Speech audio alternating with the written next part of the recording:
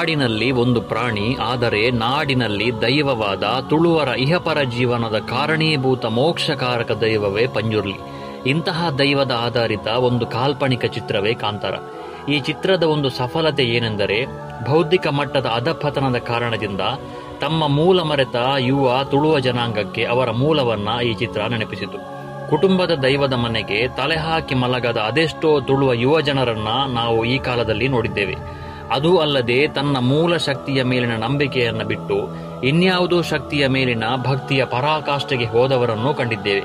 ಈ ಎಲ್ಲಾ ಏರಿಳಿತಗಳ ನಡುವೆ ಕಾಂತಾರ ಸಿನಿಮಾ ಕತ್ತಲೆಯ ಕಾಡಿನಲ್ಲಿ ದಾರಿ ತಪ್ಪಿದ ತುಳುವರಿಗೆ ಸತ್ಯದ ಜೀಟಿಗೆಯಾಗಿ ಮರೆತು ಹೋದ ಮೂಲದ ಮನೆಯ ದಾರಿ ತೋರಿಸಿದ್ದಂತೂ ಸತ್ಯ.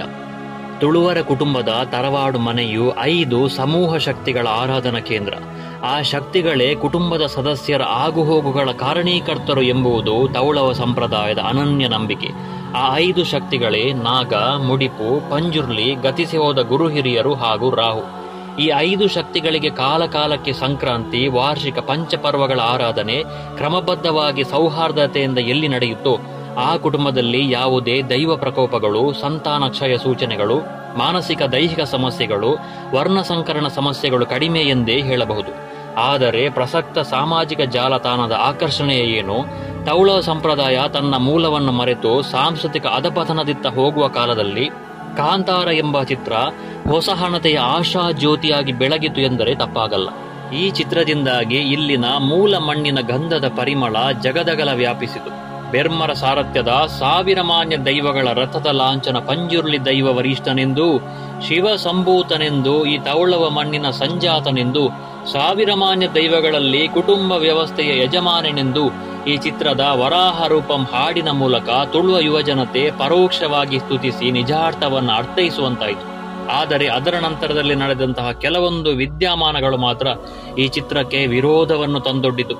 ತುಳುನಾಡಿನಲ್ಲಿ ಮಾತ್ರ ಸೀಮಿತವಾಗಿದ್ದಂತಹ ದೈವಗಳ ಆಚರಣೆ ಎಲ್ಲಾ ಕಡೆಗಳಲ್ಲಿ ವ್ಯಾಪಿಸಿ, ದೈವಗಳ ಅಸ್ತಿತ್ವವೇ ಇಲ್ಲದ ಸ್ಥಳಗಳಲ್ಲಿ ದೈವಗಳನ್ನು ಸ್ಥಾಪಿಸಿ ಹಣ ಮಾಡುವ ದಂಧೆಗಳು ಕೆಲವೆಡೆ ನಡೆದರೆ, ದೈವಗಳೆಂದರೆ ಏನೆಂದು ಅರಿಯದ ಜನರು ಅದನ್ನ ಜಾಲತಾಣಗಳಲ್ಲಿ ರೀಲ್ಸ್ಗಳನ್ನು ಮಾಡುವ ಮೂಲಕ, ಸ್ಪರ್ಧೆಗಳಲ್ಲಿ, ಸಾಂಸ್ಕೃತಿಕ ಕಾರ್ಯಕ್ರಮಗಳಲ್ಲಿ ದೈವಗಳ ವೇಷಭೂಷಣಗಳನ್ನು ತೊಟ್ಟು ನರ್ತಿಸುವ ಮೂಲಕ ದೈವಗಳ ಆಸ್ಮಿತೆಗೆ ಧಕ್ಕೆಯಾದದ್ದಂತೂ ಸುಳ್ಳಲ್ಲ. ಇವೆಲ್ಲವೂ ನಡೆದ ನಂತರ ಈಗ ಕಾಂತಾರ ಚಾಪ್ಟರ್ 1 ಬಂದಿದೆ. ಆದರೆ ಈಗ ನಮ್ಮ ಮುಂದಿರುವ ಸಂಗತಿ ಏನೆಂದರೆ, ಈ ಚಿತ್ರ ಎಷ್ಟರ ಮಟ್ಟಿಗೆ ತುಳುನಾಡಿನ ಸಂಸ್ಕೃತಿಯಾದ ದೈವಾರಾಧನೆಗೆ ಪೂರಕವಾಗಿರುತ್ತದೆ ಎಂಬುದು. ಎಲ್ಲರೂ ಈಗಾಗಲೇ ಕಾಂತಾರ ಚಾಪ್ಟರ್ 1ನ ಟ್ರೈಲರ್ ಅನ್ನ ನೋಡಿರ್ತೀರಿ. ಕಾಂತಾರದ ಮೊದಲಿನ ಭಾಗದಲ್ಲಿ ಏನು ದೈವನರ್ತಕ ಮಾಯವಾದ ಜಾಗದಿಂದಲೇ ಈ ಕಾಂತಾರ ಚಾಪ್ಟರ್ 1 ಪ್ರಾರಂಭವಾಗುತ್ತದೆ. ತುಳುನಾಡಿನಲ್ಲಿ ಆಳಲ್ಪಟ್ಟ ರಾಜವಂಶಗಳಲ್ಲಿ ಒಂದಾದ ಕದಂಬರ ಕಾಲಘಟ್ಟದ ಒಂದು ಕತೆ ಇದಾಗಿರುತ್ತದೆ. ಹಾಗೆಯೇ ಎಲ್ಲಾ ದೈವಗಳಿಗೆ ಅಧಿಪತಿಯಾದ ಬೆರ್ಮರ ಕಥೆಯನ್ನ ಇದು ಒಳಗೊಂಡಿದೆ. ಇಲ್ಲಿ ಕಾಲ್ಪನಿಕ ಕಥೆಯನ್ನ ಸಿನಿಮಾ ಮಾಡಿದರೂ ಕೂಡ ಜನ ಒಪ್ಪಬಹುದು.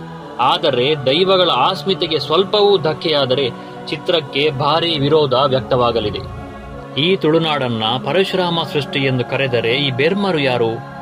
ಎಲ್ಲಾ ದೈವಗಳಿಗೆ ಈ ಬೆರ್ಮ ಮೂಲ ಹೇಗೆ ಎಂಬಂತಹ ಪ್ರಶ್ನೆಗಳಿಗೆ ಉತ್ತರವನ್ನ ಕಂಡುಕೊಳ್ಳುವ ಒಂದು ಪ್ರಯತ್ನವನ್ನ ಈ ವಿಡಿಯೋದಲ್ಲಿ ಮಾಡೋಣ. ಹೇಗೆ ಈ ಸೃಷ್ಟಿಯನ್ನ ಬ್ರಹ್ಮ ಮಾಡಿದನೋ ಅದೇ ರೀತಿಯಾಗಿ ಈ ತುಳುನಾಡನ್ನ ಬೆರ್ಮ ಸೃಷ್ಟಿಸಿದನು ಎಂಬುದನ್ನ ಅನೇಕ ಪಾಡ್ದನಗಳಲ್ಲಿ ಉಲ್ಲೇಖಿಸಲಾಗಿದೆ. ಇದಕ್ಕೆ ಪೂರಕವೆಂಬಂತೆ ತುಳುನಾಡಿನ ಅನೇಕ ಕಡೆಗಳಲ್ಲಿ ಬೆರ್ಮರ ಸಾನ್ನಿಧ್ಯಗಳಿವೆ. ತುಳುವಿನ ಜನಪದರು ಈ ಸೃಷ್ಟಿಯ ವೈಶಿಷ್ಟ್ಯವನ್ನ ಬೆರ್ಮರು ಎಂದು ಕರೆದು ಆರಾಧಿಸತೊಡಗಿದರು.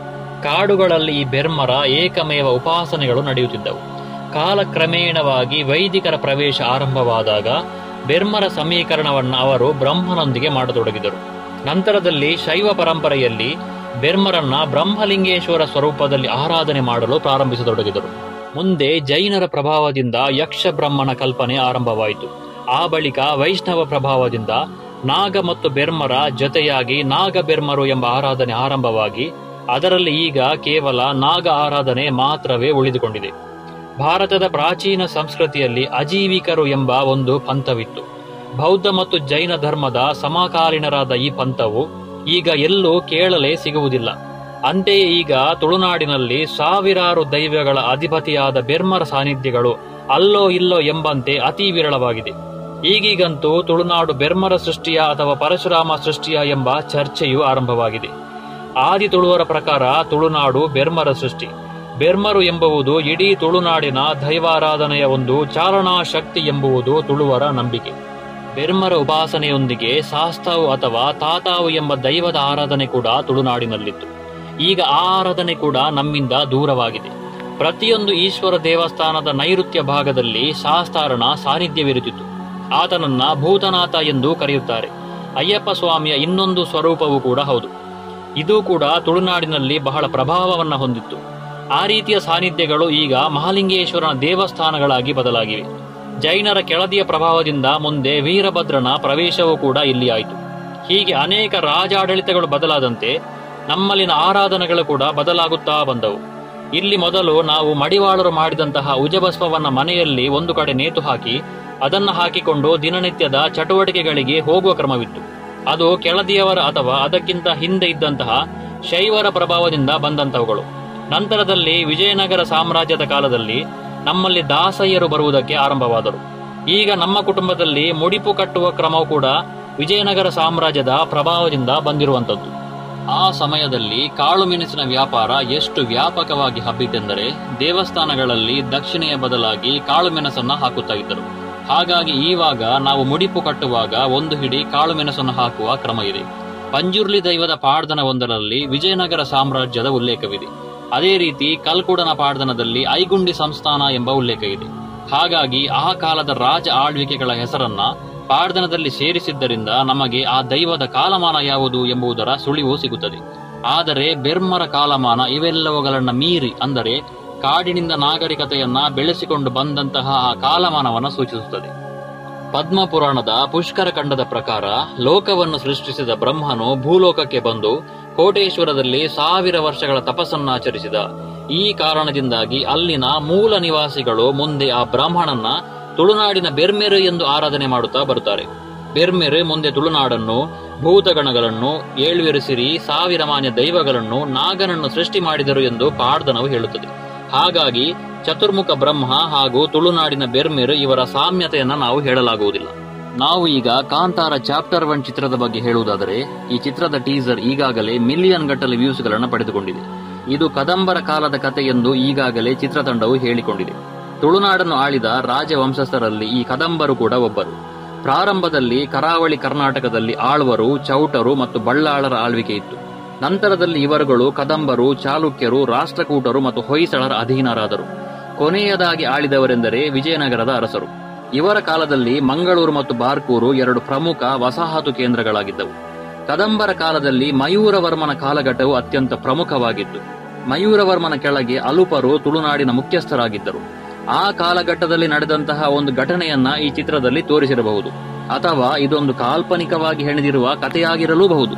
ಕದಂಬರ ಕಾಲದಲ್ಲಿ ದೈವಾರಾಧನೆ ಯಾವ ರೀತಿಯಲ್ಲಿ ನಡೀತಾ ಇರಬಹುದಿತ್ತು, ಆ ಕಾಲದ ಕೆಲವೊಂದು ಸನ್ನಿವೇಶಗಳು ಈ ಚಿತ್ರದಲ್ಲಿ ನಮಗೆ ಕಾಣಲು ಸಿಗಬಹುದು.